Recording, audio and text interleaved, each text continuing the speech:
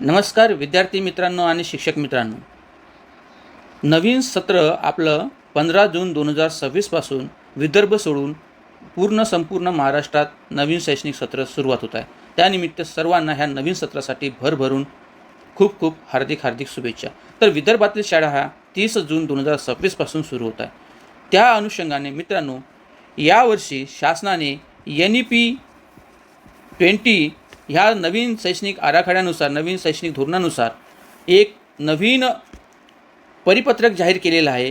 त्या परिपत्रकामध्ये नवीन अभ्यासक्रमानुसार इयत्ता तिसरी ते 8वीसाठी विषय योजना, शालेय कामकाजाचे दिवस, विषयनिहाय तासिका आणि शालेय वेळापत्रक निश्चित करून देण्यात आलेला आहे. हा परिपत्रकाचा उद्देशच हा आहे की NEP 2020 ह्या राष्ट्रीय शैक्षणिक धोरणानुसार जो नवीन अभ्यासक्रम जो निश्चित करण्यात आलेला आहे, त्या नवीन अभ्यासक्रमानुसार नवीन विषयांच्या तासिका ह्या तुम्हाला ॲड करायच्या आहेत आणि त्यानुसार तो नवीन वेळापत्रक शासनाने कशा पद्धतीनं असावा याचे मार्गदर्शन करण्यासंदर्भात एक परिपत्रक 12/6/2026ला काढलेलं आहे.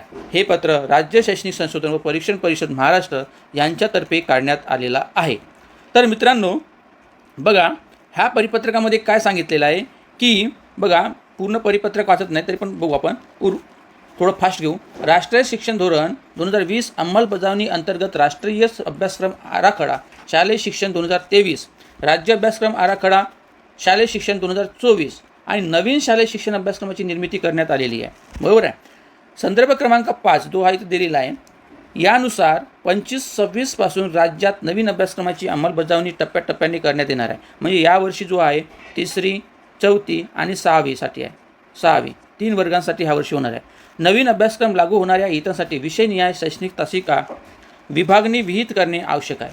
संदर्भ क्रमांक 4 येथील परिपत्रकान्वये इयत्ता 1ली व 2रीसाठी शालेय वेळेचे नियोजन विहित करून देण्यात आलेले आहे. म्हणजे संदर्भ क्रमांक 4 दिलेला पत्रक 2/7/2025 मागील शैक्षणिक सत्रामध्ये हे पत्र आलेला होता. सद्य स्थितीत लागू असलेले संदर्भ क्रमांक 1 येथील परिपत्रक 5/10/2017 सुधारणा करून इयत्ता 3री व 8 ते 8वीसाठी विषयवार तासिका विभागणी व वेळेचे नियोजन याद्वारे राज्यात लागू करण्यात आले. म्हणजे हे जे पत्र आहे हे 3री ते 8वीसाठी आहे मित्रांनो, 3री ते 8वीसाठी. आता बघा, शाळेचे नियोजन पण इथं करून दिलेलं आहे की ह्या शैक्षणिक सत्रामध्ये किती दिवस तुमची शाळा असणार आहे. तर बघा विद्यार्थी मित्रांनो तसेच शिक्षक मित्रांनो, ह्या वर्षी जी आपली शाळा आहे, हे शालेय कामकाज आहे, हे 237 दिवस निश्चित करण्यात आलेले आहे. त्यापैकी आपल्याला 210 दिवस म्हणजे 35 आठवडे हे शालेय अध्ययन अध्यापन कृतीसाठी राखीव आहेत. म्हणजे ह्या 210 दिवस आपल्याला अध्यापन कार्य करायचे आहे. काय करायचं आहे? अध्यापन कार्य, जे काय वर्ग कार्य असेल. आणि त्यानंतर उर्वरित जे 27 दिवस राहिलेले आहे, त्या 27 दिवसापैकी 14 दिवस हे याच्यामध्ये परीक्षा, मूल्यांकन व अनुषंगिक कृती, जर तुमच्या परीक्षा असतील त्याच्यामध्ये प्रात्यक्षिक परीक्षा, संकलित मूल्यमापन, चाचणी परीक्षा, ह्या सगळ्या काही ज्या आहेत, प्रथम सत्र, द्वितीय सत्र, ह्या 14 दिवसामध्ये तुम्हाला घ्यायचे आहेत. आणि उर्वरित जे 13 दिवस आहे, ह्या 13 दिवसामध्ये सहशालेय उपक्रम, त्याच्यामध्ये आलेले दप्तर विना शाळा, शैक्षणिक सहल, जे तुम्ही 2-3 दिवस सहल नेता किंवा शिबिर, हे एवढे काम आपल्याला ह्या 13 दिवसांमध्ये करायचे आहेत. याचं नियोजन वेगळं करायचं आहे. परंतु आपल्याला इथं मात्र अध्यापन जे आहे कार्य, हे 210 दिवस करणे आहे. आता बघा, हे झाले 365 पैकी 227 दिवस आपले, 237 दिवस हे आपले वार्षिक कामकाजाचे दिवस म्हणूया. आणि ह्या नंतर उर्वरित जे 128 दिवस आहे हे आपल्याला सुट्ट्या. पण त्या सुट्ट्या कशा? तर इथं 52 हे त्या याच्यामध्ये राहिलेल्या रविवारच्या सुट्ट्या आलेल्या आहे. म्हणजे जे आपण 210 दिवस जे गेलेले आहेत, त्याच्यातून आपण जर महिनेवारी घेतलं तर शनिवारानंतर रविवार येतोच. तर ते सुट्ट्या एकूण असे आपल्याला पकडले, जे वार्षिक वर्षात जे 52 रविवार येतात, ते 52 रविवार म्हणजे आपल्या सुट्ट्या. आणि 76 सुट्ट्या ह्या अन्य सुट्ट्या. याच्यामध्ये तुमच्या आल्या दिवाळी सुट्टी, उन्हाळी सुट्टी आहे ना, ह्या तुमच्या सुट्ट्या आल्या. आणि इतर अनुषंगाने ज्या काही सुट्ट्या आहे त्या पूर्ण सुट्ट्या ह्या 76 दिवस सुट्ट्या आहेत मित्रांनो. आता इथं गफलत कशी होते की बाकीचे जे पॅरेंट्स लोक आहे, पालक वर्ग आहे, ते म्हणतात की शिक्षकांना भरपूर साऱ्या सुट्ट्या असतात. पण तसे नाही मित्रांनो. आता बघा, इतर डिपार्टमेंटला हे 52 रविवार दिवस सुट्ट्या राहतात, पण आता त्यांचा जो कामाचा आठवडा आहे हा 5 दिवसाचा आहे. किती दिवसाचा आहे? 5 दिवसांचा आठवडा आहे आणि 5 दिवसांचा आठवडा असल्यामुळे त्यांना शनिवारची पण सुट्टी भेटते.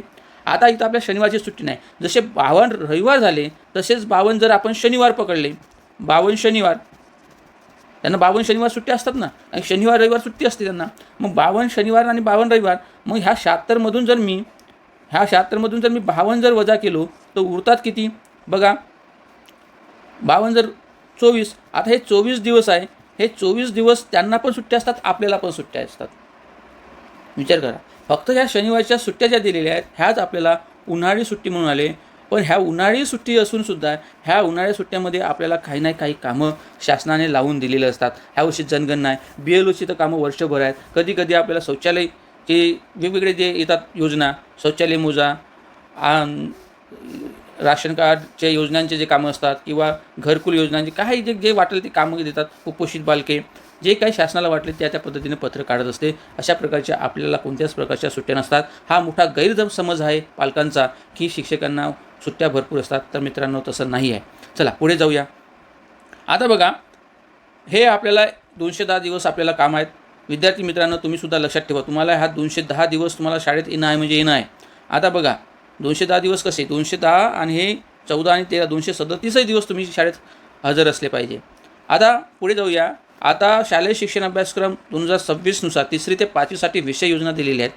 आता बघा इथं दिलेलं आहे, अजूनपर्यंत आपली 3री भाषा योजना अजून सुरू झालेली नाही आहे. त्या अनुषंगाने आपल्याला इथं 2च भाषा दिसते, मराठी आणि इंग्रजी. आता बघा अन्य माध्यमाच्या शाळांमध्ये त्यांनी उर्दू वगैरे आहे, पहिली भाषा ठेवणार ते, पण मराठी माध्यमाचा आपण विचार करूया. तर मराठी 1 R1 आणि इंग्रजी 2 R2 अशा 2. 3री भाषा अजून आलेली नाही त्यांनी दिलेला डॅश.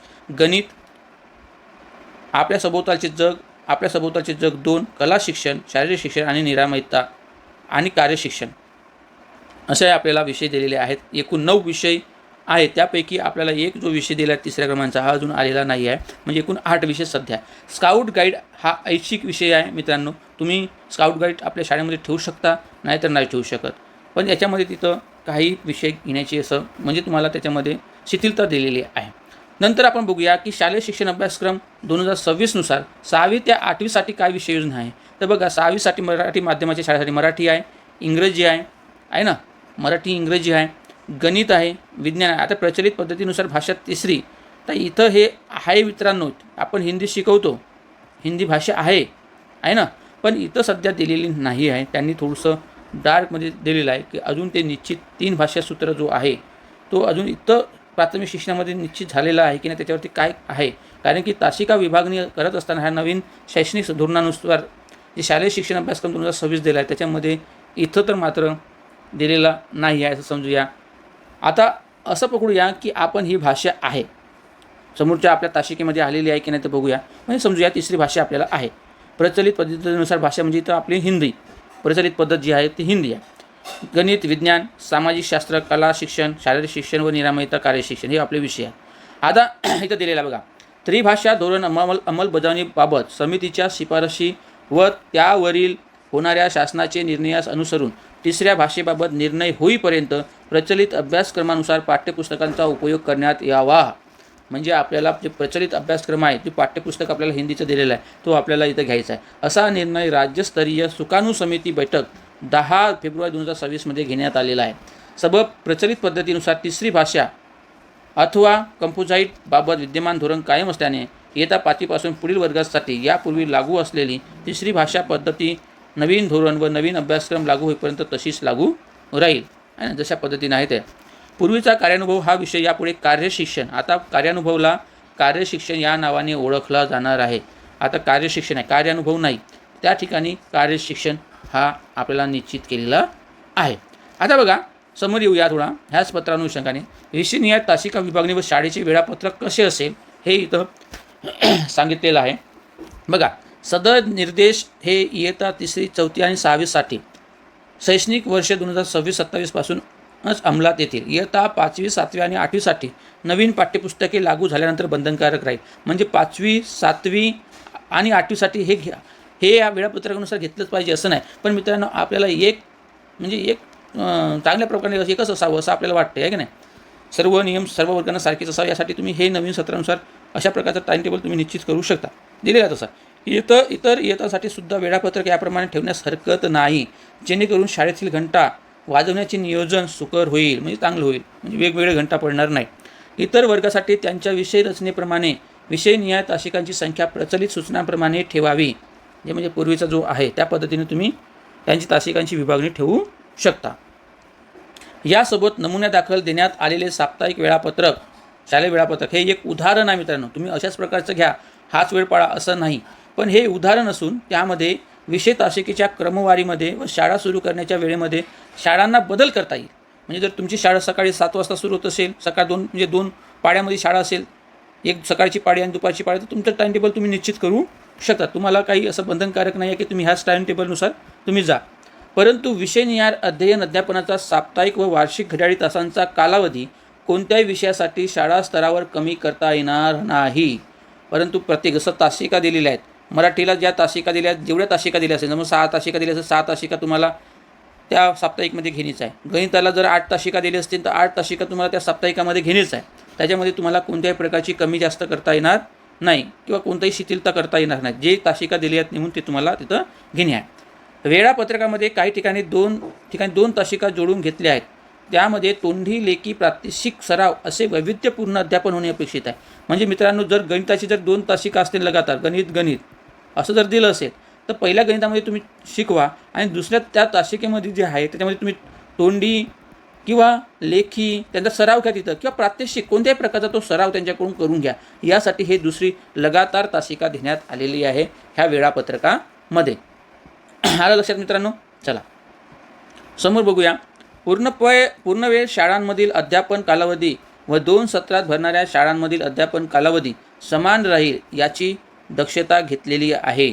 बघा, म्हणजे असं नाही की एका सत्रात भरणारी शाळेचा कालावधी जास्त होईल आणि 2 सत्रात भरणाऱ्या शाळांचा कालावधी कमी होईल, असं काही नाही. तेवढंच कालावधी निश्चित करण्यात आला. केवळ परिपाठ, मधली सुट्टी, अतिरिक्त समृद्धीकरण तासिका, जे ॲडिशनल एनरिचमेंट पिरियड आहे, जो तुम्ही अतिरिक्त अध्यापन तुम्हाला जे मागे राहिलेले विद्यार्थी तुम्हाला वाटतात त्यांच्यासाठी घ्यायचं आहे, यांच्या कालावधीमध्ये वेळेच्या उपलब्धतेनुसार तफावत असू शकते. ते तुम्हाला त्या पद्धतीने तुम्हाला मधली सुट्टी जर तुम्हाला 30 मिनिटाची द्यायची असेल तर किंवा 40 मिनिटाची द्यायची असेल किंवा 45 मिनिटाची द्यायची असेल, हे तुम्हाला निश्चित करायचं आहे. पण जो विषयाला जो वेळ दिला आहे, जसं मराठीची तासिका 35 मिनिटाची आहे तर तुम्हाला 30 मिनिटाची करता येणार नाही. 35 मिनिटाची आहे तर 35 मिनिटाचीच घ्यायची आहे, 30 मिनिटाची तुम्ही घेऊ शकत नाही, असं ते आहे. अतिरिक्त समृद्धीकरण तासिका AEP ह्या विद्यार्थ्यांना कोणत्याही अभ्यास विषय सक्षम करण्यासाठी अतिरिक्त मार्गदर्शनासाठी आहेत. यामध्ये उपचारात्मक अध्यापन, स्पर्धा परीक्षा तयारी, सराव इत्यादी उपक्रम घेता येतील. अतिरिक्त समृद्धीकरण तासिका कोणत्या विषयासाठी आवश्यक आहे हे शाळेतील गरजेनुसार ठरावे. मित्रांनो, अतिरिक्त अध्यापन जी तासिका, जे समृद्धीकरण तासिका तुम्ही घेतात अध्यापन करण्यासाठी ना, म्हणजे एनरिचमेंट तासिका जे आहे, त्याच्यामध्ये तुम्हाला जर मराठीसाठी जर घ्यायचं असेल तर मराठीसाठी घेऊ शकता. तुम्हाला वाटत आहे की नाही गणितामध्ये विद्यार्थी मागे आहेत तर गणितासाठी तुम्ही घेऊ शकता. तुम्हाला वाटत आहे की नाही इंग्रजीमध्ये आहे तर इंग्रजीसाठी घेऊ शकता. तुम्हाला ज्या विषयासाठी घ्यायचं आहे ते विषयासाठी तुम्ही ते तासिका घेऊ शकता. यामध्ये तुम्हाला कोणत्याही प्रकारचं बंधन नाही आहे. 2 सत्राच्या वेळापत्रकामध्ये अतिरिक्त समृद्धीकरण तासिकांसाठी वेळ देता आलेला नाही अशा शाळांनी शालेय वेळेव्यतिरिक्त विद्यार्थी विभागणी करून अतिरिक्त समृद्धीकरण तासिका पूर्ततेसाठी प्रयत्न करावे. तुम्ही घेतलंच पाहिजे अशातला नाही. जर तुमचे विद्यार्थी जर चांगले असतील, तुमची गुणवत्ता जर चांगली असेल तर तुम्हाला हे घेणंच आहे, अशा प्रकारचं कोणतेही धोरण नाही. AEP ही पूरक मार्गदर्शनासाठी, बघा इथं म्हटलं पूरक मार्गदर्शनासाठी असल्याने त्याचा समावेश नियमित वार्षिक अध्यापन कालावधीमध्ये करण्यात आलेला नाही आहे ना. पूरक मार्गदर्शन आहे म्हणजे आवश्यकता असेल तुम्ही कधी घेऊ शकता ती तासिका. तुम्हाला ज्या पद्धतीने वेळ भेटते, तुम्हाला शाळेत येता तुमच्यापाशी वेळ असेल परिपाठाच्या अगोदरसुद्धा ती तासिका तुम्ही घेऊ शकता. तथापि ह्या तासिका साप्ताहिक वेळापत्रकामध्ये दर्शवलेल्या आहेत. स्काउट गाईड, आनंददायी शनिवार असे पूरक उपक्रम शाळे वेळेव्यतिरिक्त घेता येतील. म्हणजे तुम्हाला स्काउट गाईड घ्यायचं आहे, आनंददायी शनिवार असेल, हे उपक्रम जे आहे ते तुम्हाला पूरक उपक्रम आहे. शाळेव्यतिरिक्त शाळेत जो वेळ दिला आहे त्याच्या व्यतिरिक्त तुम्हाला घेता येईल. पुन्हा मित्रांनो, सर्वांची आता मूल्यवर्धनचं ट्रेनिंग झालेलं आहे, सगळ्यांनी ते प्रशिक्षण पूर्ण केलेलं आहे. त्या अनुषंगानेच या कार्यालयाकडे पत्र गेलेलं आहे. मूल्यवर्धन दिनदर्शिका 25-26 दिनांक 2/9/2025 अन्वये इयत्ता 1ली ते 8वीच्या शाळांमध्ये मूल्यवर्धन उपक्रमासाठी तासिका नियोजन दिलेले आहे.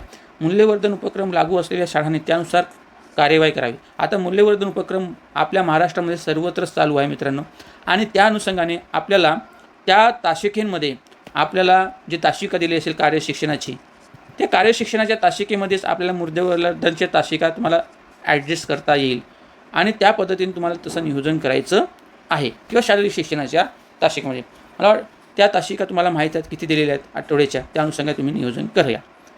बघा आता शालेय अभ्यासक्रम आराखडा शालेय शिक्षण 2023 नुसार सुचवलेले विषय व वेळेचे नियोजन दिलेलं आहे. राज्य अभ्यासक्रम आराखडा 2024 नुसार हे दिलेलं आहे. आणि आत्ता जो आलेला आहे 2024 नुसार राज्य अभ्यासक्रम आराखडा शालेय शिक्षण 2024 नवीन अभ्यासक्रमात राज्यात लागू करावयाचे वेळेचे नियोजन. आता आपल्याला जे आहे हे सोडून द्या, आपल्याला ह्या पद्धतीने कारवाई करायची आहे. म्हणजे ही कारवाई करायची आहे आपल्याला, ह्या पद्धतीने आपल्याला नियोजन करायचं आहे. आता बघा ह्यामध्ये तुम्हाला काय दिलेलं आहे, हे तासिका आहेत तिसरी ते 5वीसाठी ह्या पद्धतीने नियोजन करा. तर मित्रांनो याच्यामध्ये तुम्हाला एक दिसत आहे की काय, यामध्ये तुम्हाला ग्रंथालयाला एक तासिका द्यायची आहे. साप्ताहिकमध्ये ग्रंथालयाला किती तासिका दिली आहे, एक तासिका 35 मिनिटाची. आणि वार्षिकमध्ये जे 6 दिवसांचे 35 आठवडे आहेत यानुसार त्याच्यामध्ये 20.42 तास इतकं अध्यापन तुम्हाला ह्या ग्रंथालयाच्या संदर्भात दिलेलं आहे मित्रांनो. नंतर आहे R1 विषय, म्हणजे तुम्हाला माहीत आहे कोणता आहे ते R1 मराठी आहे. R1 म्हणजे कोणता, मराठी. हे इंग्रजी आहे ना, सध्या निश्चित झालेलं आहे. आता बघा इथे 8 तासिका साप्ताहिक मराठीच्या दिलेल्या आहे. एका तासिकेचा कालावधी हा 35 मिनिटच राहणार आहे मित्रांनो, तिथं कमी जास्त करता येणार नाही, 35 मिनिटाचा राहणार आहे. जुन्या ठिकाणी बघा जो दिलेला आहे आपला प्रचलित, तिथं 6 तासिका होत्या मराठीच्या, इथं मात्र 8 तासिका आहेत. R2च्या ह्या ज्या तासिका आहेत ह्या म्हणजे इथं आहे इंग्रजी, ह्या 10 तासिका इथं निश्चित करण्यात आलेल्या आहेत. बघा पहिले 7 तासिका होत्या. R3 म्हणजे हिंदी होतं, आता इथं हिंदी होतं आणि हे इंग्रजी होतं, असा विषय होता आपला आतापर्यंत. पण आता इथं तुम्हाला तिथं पहिले असाल तर त्याच्यामध्ये R2 म्हणजे इंग्रजी दिलेलं आहे ना. आता हिंदी भाषा घ्यावी की नाही तिसरी, हा अजून धोरण ठरलेलं नाही. जर झालं तर ह्याच तासिका याच्यातल्या कमी होतील आणि ह्या पद्धतीनं कदाचित होऊ शकतात, बरोबर आहे. नंतर आहे पहिले गणिताच्या 9 तासिका होत्या, आता 9 तासिका आहेत गणिताच्या, 35 मिनिटाची एक तासिका. त्याप्रमाणे 183.75 तासाचं अध्यापन आपल्याला ह्या विषयासाठी करायचं आहे. आपल्या सभोवतालचे जग 1, पहिले 4 तासिका, आताही 4 तासिका दिले. आपल्या सभोवतालचे जग 2, सुरुवातीला 4, आताही 4 आहेत. कला शिक्षण 4 तासिका, आता पण 4 तासिका. शारीरिक शिक्षण 4 तासिका, आतासुद्धा 4 तासिका. कार्यशिक्षण सुरुवातीला पहिले 4 तासिका होत्या, आतासुद्धा 4 तासिका आहेत. आता बघा हे जे दिलेलं आहे हे नवीन अभ्यासक्रम राज्यात लागू करायचे वेळेचे नियोजन 2024 नुसार राज्य अभ्यासक्रम आराखडा आणि राज्य नवीन अभ्यासक्रमासाठी राज्यात लागू करायचे वेळेचे नियोजन दिलेलं आहे. हे मित्रांनो इथं बघा हे इंग्रजी मराठी व इंग्रजी माध्यम वगळून याच्यासाठी आहे आणि हे मराठी व इंग्रजी माध्यमांसाठी आहे. तर इथं गफलत झाली आपल्याला, हे ह्या पद्धतीनं होतं सुरुवातीला. बघा याच्यानुसार हे नाही, हे मराठी व इंग्रजी माध्यम वगळून म्हणून म्हणलं हे सारखं कसं येतं हे जाऊ द्या. हे घ्या हे विषय आहे. लायब्ररी 2 तासिका, तर 1 तासिका दिली आहे. इथं 6, इथं 8.5 तासिका. आता कोणत्या पद्धतीने काढलं माहीत नाही. हे 2023च्या अभ्यासक्रम आराखड्यानुसार इथे दिलेले आहे. Science, social science, art education, physical education एवढं तासिका होत्या. आता हे ते जाऊ द्या, ह्या पद्धतीनं आपल्याला घ्यायचं आहे. AEP गृहकार्य स्वयं अध्ययन कृती याच्यासाठी कोणत्याही प्रकारची तासिका देण्यात आलेली नाही आहे. परंतु मित्रांनो यासाठी तुम्हाला वार्षिक तासाचं नियोजन केलेलं आहे. तो किती तास असला पाहिजे, 61.25 म्हणजे 61 एवढं तास, 61 म्हणजे 61.5 तास तुम्हाला वर्षामध्ये तुम्हाला हे कार्यासाठी देणं आहे. आणि परीक्षा मूल्यमापनासाठी सुद्धा कोणती तासिका दिली नाही, पण त्याच्यासाठी तुम्हाला सुद्धा नियोजन दिले आहे, जे की आपल्याला निश्चित केलेले आहेत. किती दिवस आपण बघितले आहे, 14 दिवस. 14 दिवस ह्या परीक्षा मूल्यमापनासाठी दिलेलं आहे. त्याच्यामध्ये तुम्हाला हे 73 म्हणजे 74 जवळपास तास हे तुम्हाला त्यासाठी निश्चित राखीव ठेवलेले आहे. सहशालेय उपक्रम हे 68 तास. म्हणजे एकूण जर तुम्हाला झालं विषय तर साप्ताहिक तासिका ह्या 48 आहेत, आहे ना. साप्ताहिक तासिका 48 आणि घड्याळी जे तास आहेत ते 28 तास आहेत मित्रांनो. किती तास, 28 तास. अध्यापनाचे साप्ताहिक घड्याळी तास हे 28 तास आहेत. आणि हे 28 तास तुम्हाला सप्ताहभर म्हणजे 1 आठवडा अध्यापन करायचं आहे. आणि जर अध्यापन पाहिलं, जर आपण एकूण 65 दिवसांचं म्हणजे 237 दिवसांचं ते आहे 1183 तास इतकं आपल्याला अध्यापन करायचं आहे मित्रांनो, इतकं अध्यापन आपल्याला करायचं आहे. तर हे झालं तासाची विभागणी. समोर येऊया.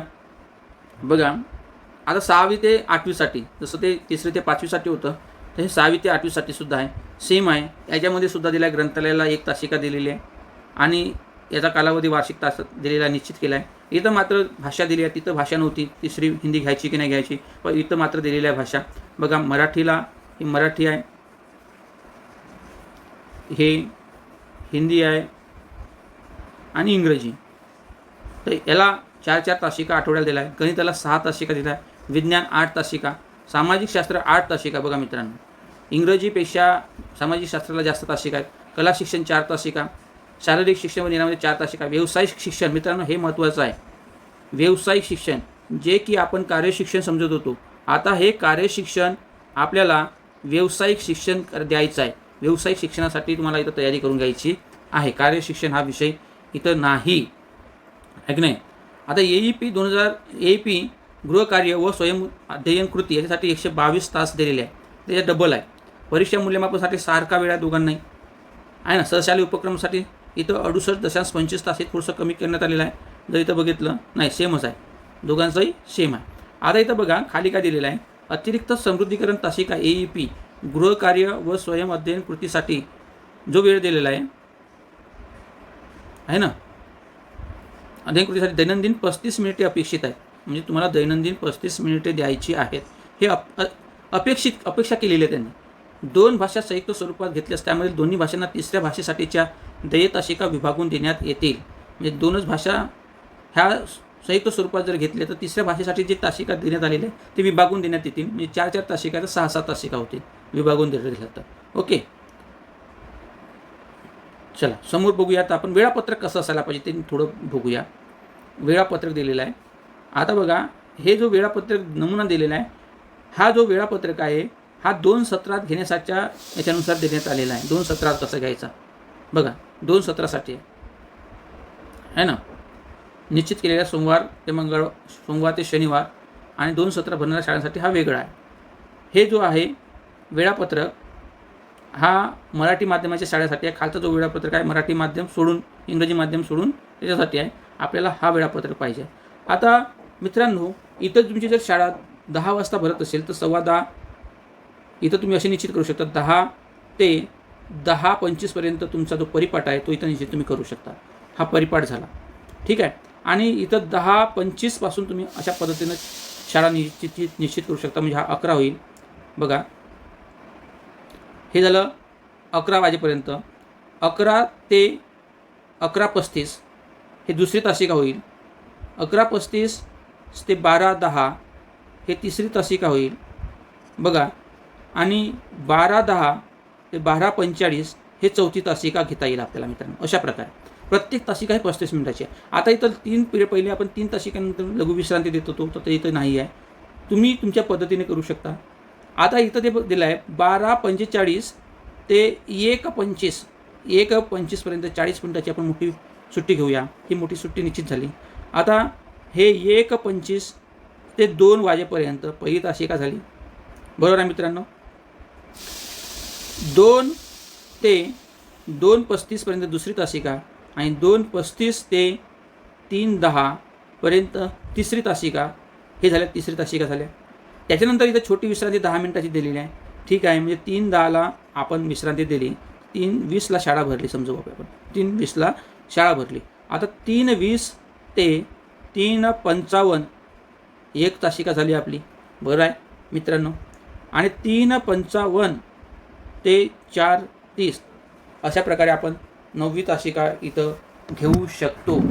आता हे 9वी तासिका जे दिलेली आहे ना, आता बघा हे 4:30 पर्यंत सुटत आहे. आता तुमचा इथं आपण 5 वाजेपर्यंत इथं अतिरिक्त तुम्ही मार्गदर्शन करू शकता.